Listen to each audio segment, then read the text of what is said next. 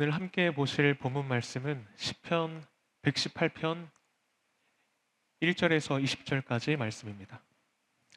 시편 118편 1절에서 20절까지 말씀입니다.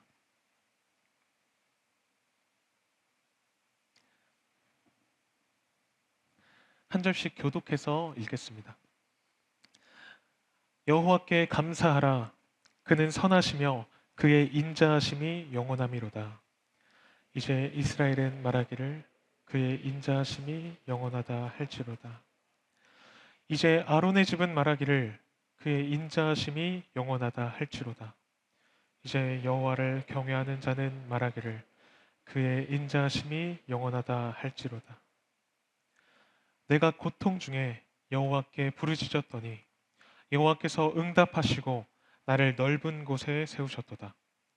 여호와는 내 편이시라. 내가 두려워하지 아니하리니 사람이 내게 어찌할까. 여호와께서 내 편이 되사 나를 돕는 자들 중에 계시니 그러므로 나를 미워하는 자들에게 보응하시는 것을 내가 보리로다. 여호와께 피하는 것이 사람을 신뢰하는 것보다 나으며 여호와께 피하는 것이 고관들을 신뢰하는 것보다 낫도다. 문나라가 나를 애워쌌으니 내가 여호와의 이름으로 그들을 끊으리로다. 그들이 나를 애워싸고 애워쌌으니 내가 여호와의 이름으로 그들을 끊으리로다. 그들이 벌들처럼 나를 애워쌌으나 가시던 불에 불같이 타 없어졌나니 내가 여호와의 이름으로 그들을 끊으리로다. 너는 나를 밀쳐 넘어뜨리려 하였으나 여호와께서는 나를 도우셨도다. 여호와는 나의 능력과 찬송이시오 또 나의 구원이 되셨도다. 의인들의 장막에는 기쁜 소리, 구원의 소리가 있으며 여호와의 오른손이 권능을 베푸시며 여호와의 오른손이 높이 들렸으며 여호와의 오른손이 권능을 베푸시는도다. 내가 죽지 않고 살아서 여호와께서 하시는 일을 선포하리로다. 여호와께서 나를 심히 경책하셨어도 죽음에는 넘기지 아니하셨도다. 내게 의의 문을 열지어다. 내가 그리로 들어가서 여호와께 감사하리로다. 이는 여호와의 문이라 의인들이 그리로 들어가리로다. 아멘. 말씀 전에 먼저 광고를 드리면은 오늘 2부 예배 후에 식사가 있습니다. 우리 상반기의 마지막 식사입니다. 그래서 우리 지체들과 함께 식사하시고 즐거운 교제의 자리가 있으셨으면 좋겠습니다. 또 어제부터 오늘까지 주일학교 여름성경학교가 진행되고 있는데요. 오고 가시면서 주일학교 선생님들을 마주치게 되신다면은 수고했다 격려 한마디씩 해주시면 서로에게 힘이 될 것 같습니다. 또 8월에도 중고등부 수련회와 청년부 수련회가 예정되어 있습니다. 위하여서 함께 기도해 주시면 감사하겠습니다. 우리가 예배로 나올 때 각자 여러 가지 상황과 형편에서 예배로 나옵니다. 누구는 토요일인데도 늦게까지 업무를 보시다가 피곤한 몸으로 교회에 나오시기도 하고 누구는 편안한 몸과 마음으로 나옵니다. 누구는 기쁨과 감사로 예배드리기도 하고 누구는 도저히 기뻐할 수 없는 그런 메마른 심정으로 나오기도 합니다. 학창 시절부터 지금까지 예배로 나아가는 저에게 위로가 되고 또 용기가 되는 말이 하나 있는데요. 유기성 목사님의 설교 중에 듣게 된 말입니다. 내가 지금 예배의 자리로 나왔다는 것은 하나님의 가장 정확한 인도하심을 받고 있는 증거다. 물론 우리가 아무런 가책 없이 이 세상의 모습을 그대로 가지고 주님 앞에 나온다면 오히려 예배로 나오지 않는 것만 못하는 가증한 일이 되겠지만 우리가 겸손하게 하나님의 말씀 앞에 서서 오늘도 우리가 주님을 조금 더 알아가기 원하고 또 우리의 생각과 삶을 주님의 뜻에 맞춰 나가길 원한다는 이런 고백과 태도 안에서 우리가 예배의 자리로 나왔다는 것은 하나님의 가장 정확한 인도하심을 받는 증거가 될 것입니다. 때로는 예배의 자리라는 이 하나님과 가장 가깝고 친밀한 자리에 앉아 있지만 하나님과 멀리 떨어져 있는 듯한 그런 마음을 느끼게 될 때도 있습니다. 그러나 그런 우리의 흔들리는 감정보다 더 가까이에 주님이 우리를 아시고 우리를 인도하시는 줄 믿습니다. 오늘 우리가 함께 읽은 이 시편 118편의 말씀은 하나님을 찬양하도록 부름받은 성도들이 예배를 드리기 위해서 성전 문을 향해서 한 걸음 한 걸음 걸어나가면서 고백했던 시입니다. 그래서 조금 이따 살펴보겠지만 이 시의 후반부에는 내게 의의 문을 열지어다. 내가 들어가서 여호와께 감사할 것이다 라고 선포하면서 이 성도들이 성전의 문 앞에까지 이르게 되고 또 이어서 20절에 보면 그 성전 문 앞에 서서 그 문을 지키던 문지기도 이는 여호와의 문이다. 의인들이 그리로 들어가리로다 라고 대답하면서 그들에게 이 성전의 문을 활짝 열어주는 그런 장면을 볼 수 있습니다. 그래서 우리가 이 시편 118편의 말씀을 함께 살펴보면서 과연 시인이 또 이 성전의 문을 향해서 나아가는 성도들이 의지했던 하나님은 과연 어떤 하나님이셨는가를 우리가 함께 묵상하고 발견하게 됩니다. 오늘 우리가 함께 읽은 이 시편의 도입부는 동일한 후렴구를 반복하고 있습니다. 1절의 말씀부터 함께 보시면 인도자가 여호와께 감사하라 라고 선창을 하면 회중은 그의 인자하심이 영원함이로다 라고 화답하는 구조인데요. 화답하는 교송의 구조는 이 시가 공동체가 함께 모여있는 이런 예배적인 상황에서 사용되었다는 것을 보여주고 있습니다. 4절까지 우리가 함께 해보면 제가 앞부분 여호와께 감사하라 라고 선창하면 여러분께서 후렴으로 하나님을 찬양하시면 됩니다. 제가 여호와께 감사하라 하면 그는 선하시며 그 인자하심이 영원함이로다 하시면 됩니다. 여호와께 감사하라 그는 선하시며 그 인자하심이 영원함이로다. 이제 이스라엘은 말하기를 이제 아론의 집은 말하기를 그의 인자하심이 영원하다 할지로다. 이제 여호와를 경외하는 자는 말하기를 그의 인자하심이 영원하다 할지로다. 아멘. 그런데 이 교성의 앞부분을 우리가 살펴보면 하나님을 찬양하도록 부름받는 그 대상들이 조금씩 바뀌고 있는 것을 볼 수 있습니다. 처음에는 이스라엘, 그 다음은 아론의 집, 그 다음은 여호와를 경외하는 자입니다.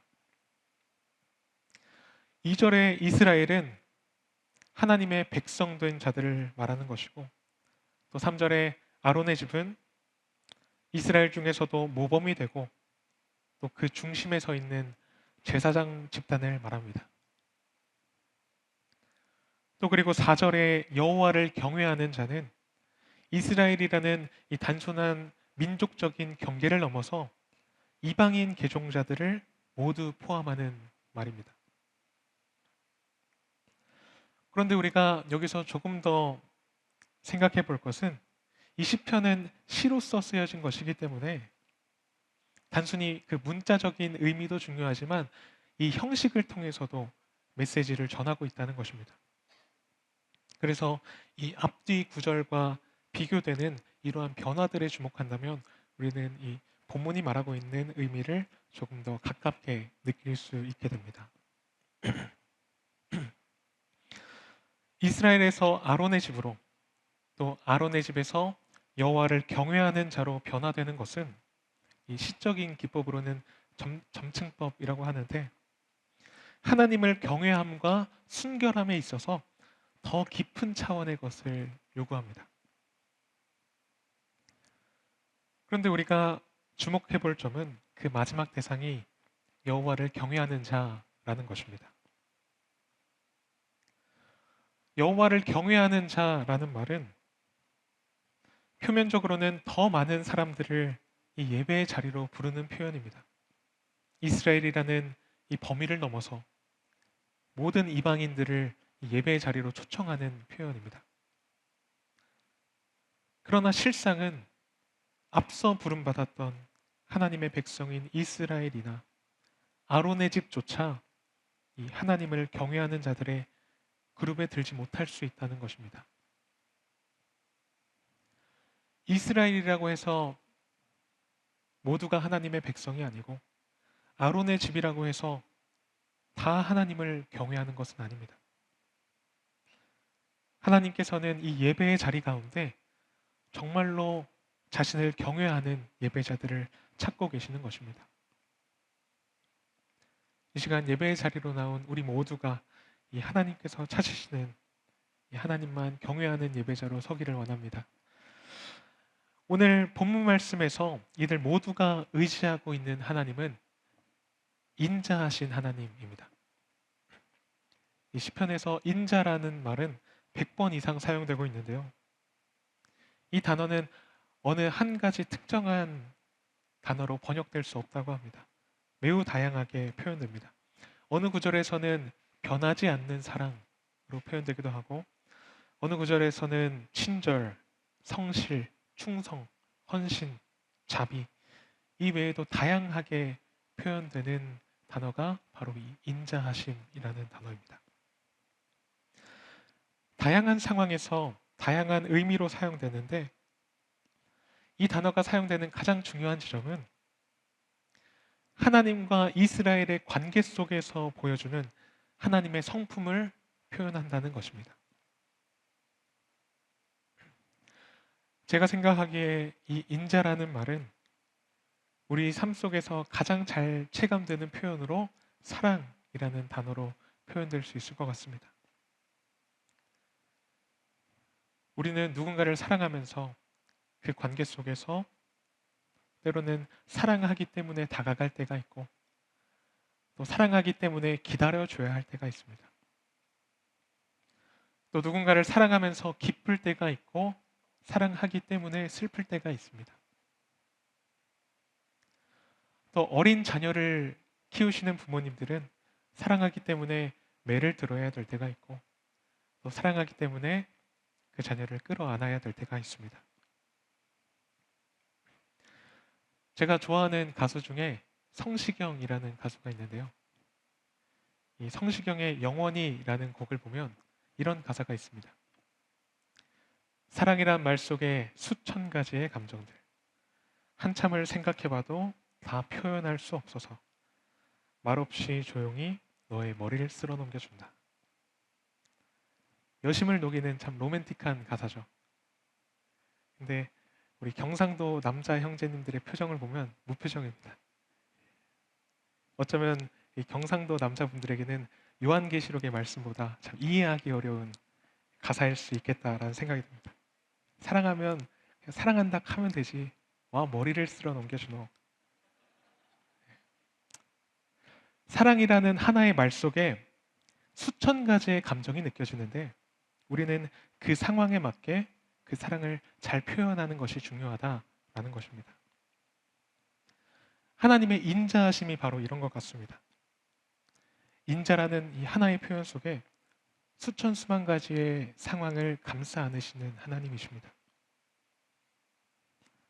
때로는 따스한 손길로 함께 하시기도 하시고, 때로는 조금 거리를 두고 기다리셔서 우리의 현실에는 차가운 현실만 느껴지는 것 같지만, 하나님의 그 모든 인자하심은 우리와의 관계 속에서 늘 가까이에 함께 하신다는 것입니다. 그래서 우리가 찬양 중에 이렇게 고백했습니다. 주의 인자하신 그 사랑이 내 생명보다 나으며 위로하시는 주님의 손길은 내 눈물보다 귀합니다. 변함이 없는 주님의 임재가 내 근심보다 가깝고 주님의 흘리신 그 보혈은 내 모든 상처보다 진합니다. 우리의 모든 눈물과 근심과 상처를 주님께서 아시고 또 우리가 다 알지 못한 그때에도 그보다 가까이 늘 함께 하시는 주님이십니다. 이어지는 본문에서는 한 개인이 등장합니다. 5절부터 함께 보겠습니다. 내가 고통 중에 여호와께 부르짖었더니 여호와께서 응답하시고 나를 넓은 곳에 세우셨도다. 여호와는 내 편이시라. 내가 두려워하지 아니하리니 사람이 내게 어찌할까. 여호와께서 내 편이 되사 나를 돕는 자들 중에 계시니 그러므로 나를 미워하는 자들에게 보응하시는 것을 내가 보리로다. 이 시인은 자신이 경험한 하나님을 고백하고 있습니다. 그래서 이 짧은 구절 속에 내가, 나를 이라는 표현이 반복적으로 사용되고 있습니다. 내가 고통 중에 나를 넓은 곳에 내 편이시라. 내가 두려워하지 아니하리니 내게 어찌할까. 내 편이 되사 나를 도우시고 나를 위해 보응하심을 내가 보리로다. 이 시인이 고백한 것처럼 그 인자하신 하나님이 우리에게도 나의 하나님으로 경험되어지기를 소원합니다. 그런데 5절에 보니까 이 시인은 고통 중에서 건지신 하나님을 경험했습니다. 이 고통 중에라는 말은 이어지는 행의 빨간 글씨, 이 빨간 글씨와 대조해서 보면 장차 하나님께서 응답하실 넓은 곳에 반대되는 좁은 곳을 뜻합니다. 좁은 곳에는 고통이 따릅니다. 우리가 흔히 예수님을 따라가는 길을 좁은 길을 걷는다라고 표현하는데 이 좁은 길에는 고통이 따르는 것입니다. 그러나 이 시인은 좁은 길을 걸어가면서 낭망하는 것이 아니라 부르짖습니다. 내가 고통 중에 여호와께 부르짖었더니 이것이 우리가 좁은 길을 걸어가는 방법입니다. 내 편이신 하나님, 나를 도우시는 하나님을 찾고 구하면서 그 좁은 길을 걸어 나가는 것입니다. 그러한 자리가 바로 이 성전 문을 향해 걸어 나가는 성도들의 자리이고 또 우리가 모인 이 예배의 자리인 줄 믿습니다. 하나님의 뜻, 그분의 말씀을 구하는 이 자리를 통해서 우리는 그 좁은 길을 걸어 나갈 힘을 얻게 되는 것입니다. 그리고 그 부르짖음 끝에는 노란 글씨 나를 넓은 곳에 세우셨도다 이라는 표현으로 대조되고 있습니다. 나를 안전한 곳에, 나를 구원의 반석 위에 세우시는 그 주님을 경험하게 되는 것입니다. 그래서 8절과 9절에서 이렇게 결론을 내립니다. 여호와께 피하는 것이 사람을 신뢰하는 것보다 나으며 여호와께 피하는 것이 고관들을 신뢰하는 것보다 낫도다. 여기서도 사람이라는 단어에서 고관들로 바뀌면서 그 의미가 높아지고 있는 것을 볼 수 있습니다. 사람, 또 그 위에 뛰어난 고관들을 신뢰하는 것보다 여호와를 의지하는 것이 낫다. 하나님이 내 편이시라면 사람들의 미움과 공격은 나에게 아무런 문제가 되지 않는다 라는 고백입니다. 바울은 이 시편을 인용해서 이렇게 고백하고 있습니다. 그런즉 이 일에 대하여 우리가 무슨 말을 하리요? 만일 하나님이 우리를 위하시며 하나님이 내 편이시라면 누가 우리를 대적하리요? 내가 확신하노니 사망이나 생명이나 천사들이나 권세자들이나 현재일이나 장래일이나 능력이나 높음이나 깊음이나 다른 어떤 피조물이라도 우리를 우리 주 그리스도 예수 안에 있는 하나님의 사랑에서 끊을 수 없으리라. 끊을 수 없는 그 하나님의 사랑, 그 인자하심을 내가 의지합니다. 이것이 성전 문을 향해서 걸어나가는 예배자의 고백인 것입니다. 계속해서 10절부터 본문을 살펴보시면 함께 읽어볼까요? 시작. 문 나라가 나를 애워쌌으니 내가 여호와의 이름으로 그들을 끊으리로다.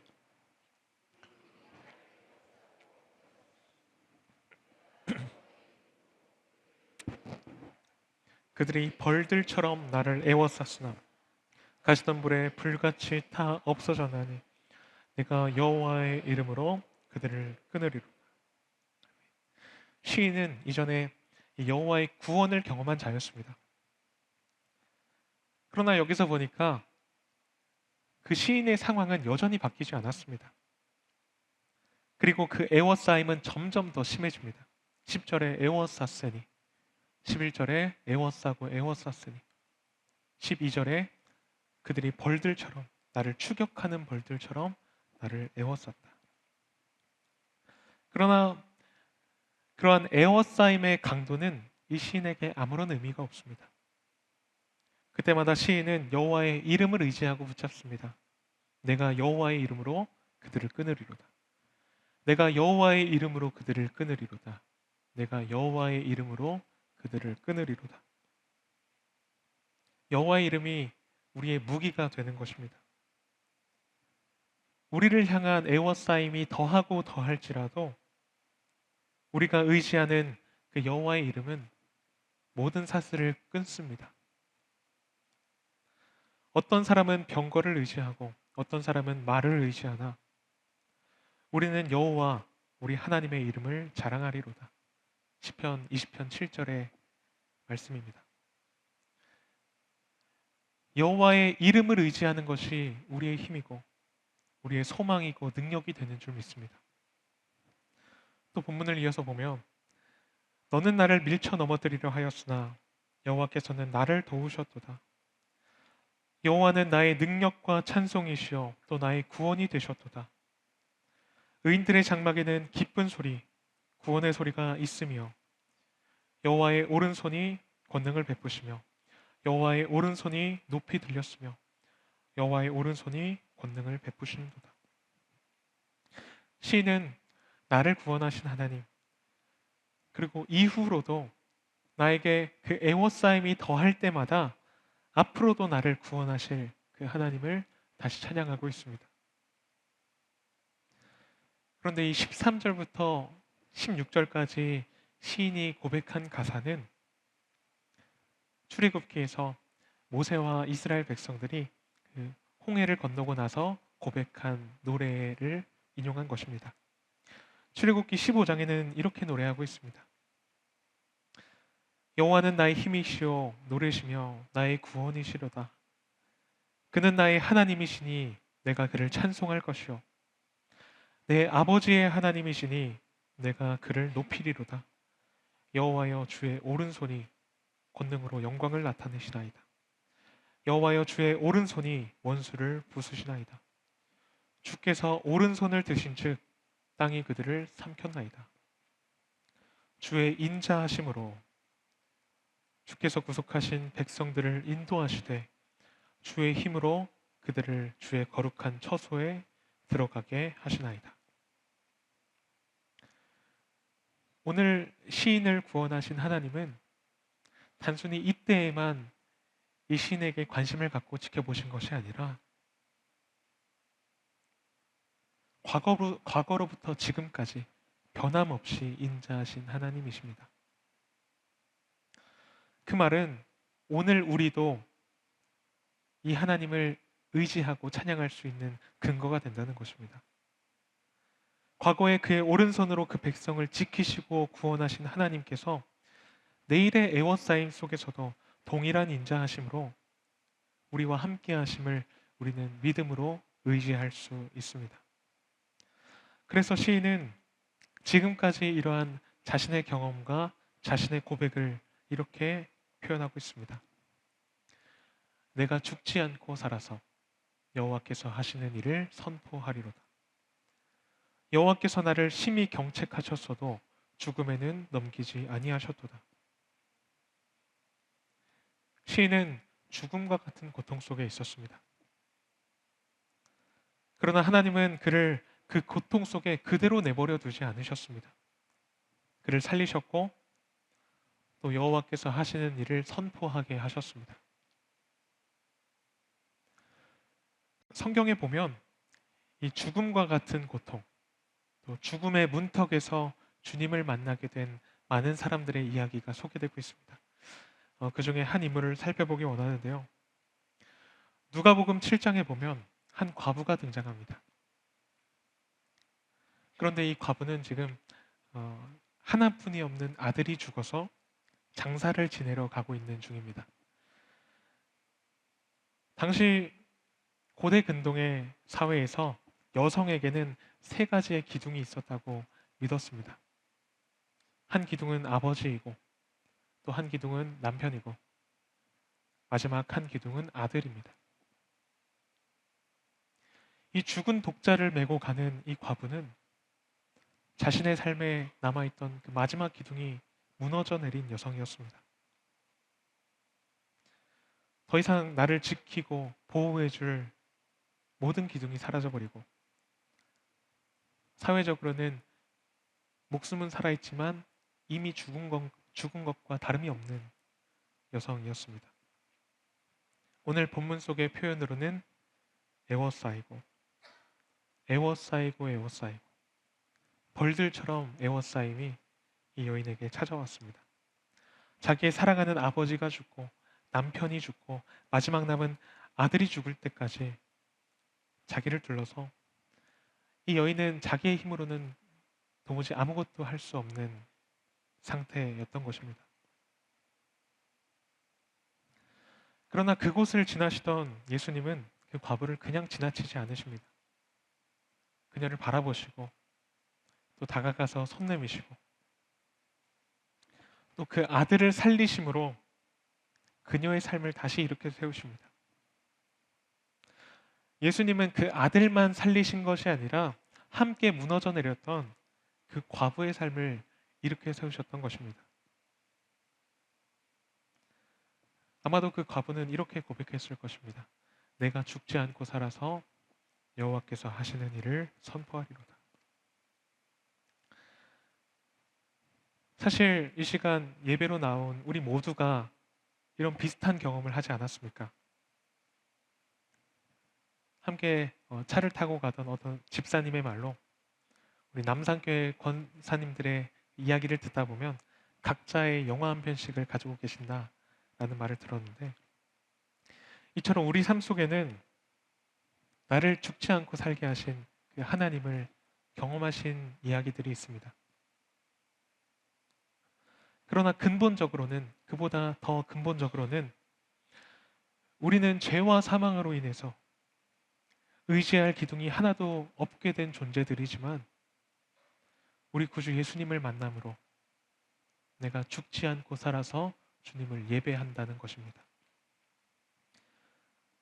이 과부에게 정말로 중요한 것은 단순히 아들이라는 그 기둥이 다시 이렇게 세워졌다는 것이 아니라, 아들이라는 기둥은 언제라도 다시 무너질 수 있는 기둥이지만 그 생명의 주인이신 예수님을 발견하고 그 생명의 주인이 나의 영원한 기둥이 되어서 그분과 함께 다시 일어나 그분이 하시는 일을 선포하는 자로 우리를 세우셨다는 것입니다.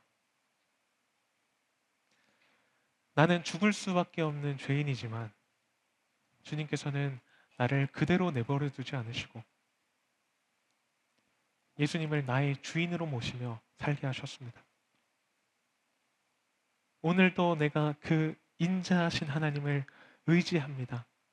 이런 고백이 예배로 나아가는 우리가 기억하고 의지해야 될 고백이라는 것입니다.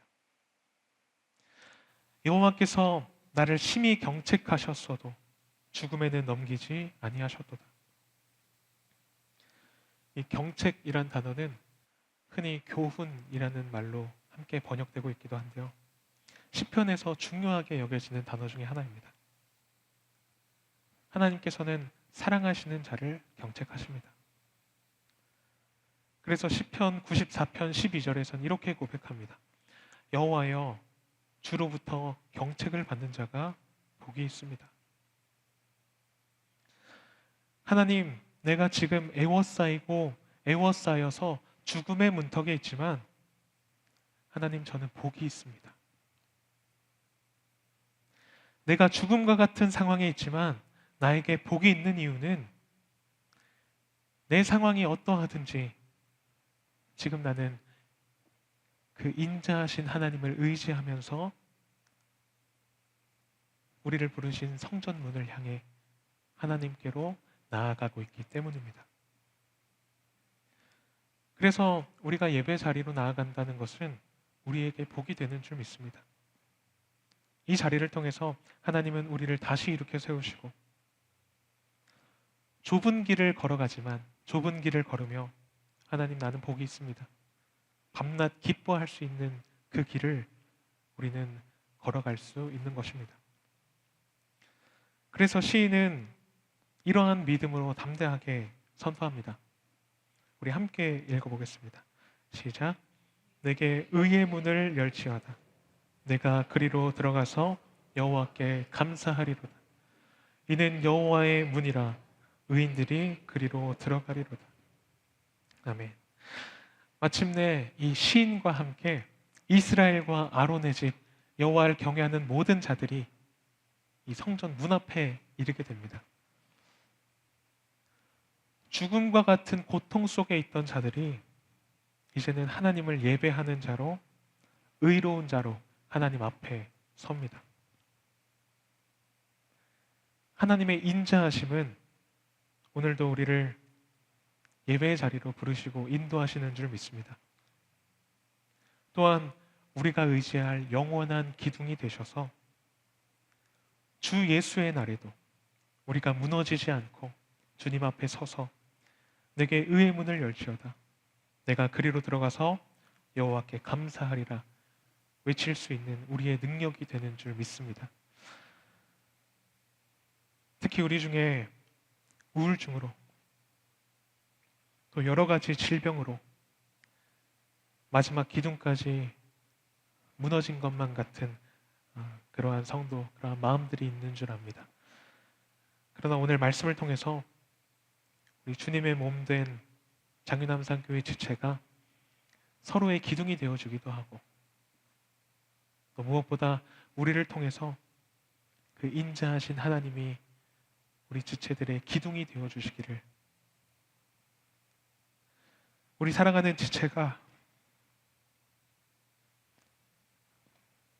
그 죽음과 같은 자리에서 털고 일어나서 내가 죽지 않고 살아서 여호와의 하신 일들을 찬양하게 되기를 주님의 이름으로 축원합니다. 말씀을 기억하면서 함께 찬양하겠습니다. 나의 생명 되신 주 주님 앞에 나아갑니다.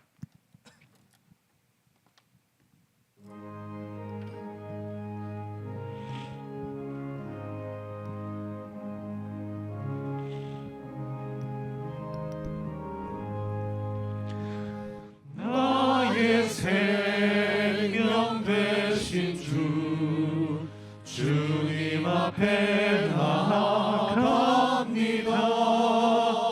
주의 흘린 보혈로 정케하사 받아주소서. 날마다 주를 찬송하겠네. 주의 사랑 줄로서 나를 굳게 잡아매소서. 괴로운 세상 지를 나를 인도하여 주소서. 주를 믿고 나가련 나의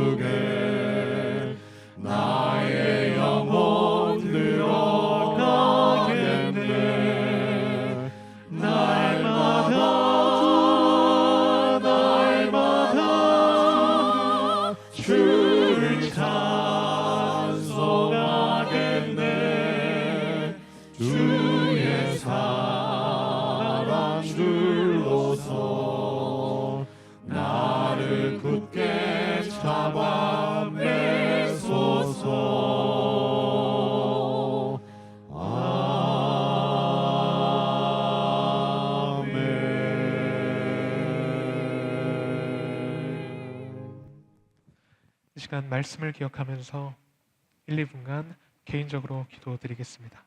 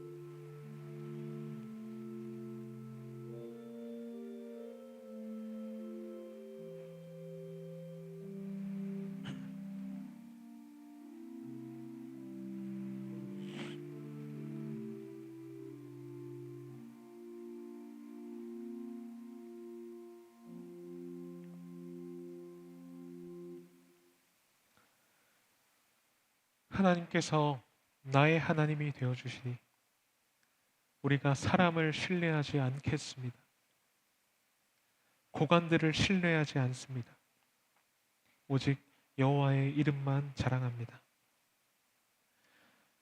이 시간 다시 각자의 자리로 나아가는 우리의 삶에는 시인의 상황과 같이 우리를 둘러싼 애워싸임이 해결되지 않고 더욱 심한 애워싸임이 있을지도 모르지만